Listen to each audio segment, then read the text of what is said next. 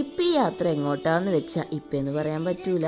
അപ്പോൾ നമ്മുടെ ഫ്രണ്ട് അഭിനെ പോലീസിൽ കിട്ടിയായിരുന്നു. അപ്പോൾ അവൻ ട്രെയിനിങ്ങിന് പോണേ മുമ്പ് നമുക്ക് ഒരു ദിവസം ഒരു വൺ ഡേ ട്രിപ്പ് പോകാമെന്ന് വിചാരിച്ചു. അങ്ങനെ അതേ നമ്മൾ കുട്ടികളെ പെട്ടികളെയൊക്കെ വണ്ടി കയറ്റി നമ്മൾ പോകുന്നത് കോട്ടയത്തുള്ള മാംഗോ മെഡേഴ്സിലേക്ക്. അപ്പോൾ നമ്മൾ പറഞ്ഞു വന്ന എവിടെയാണ് നമ്മുടെ ഫ്രണ്ട് അഭിന് പോലീസിൽ കിട്ടിയത്.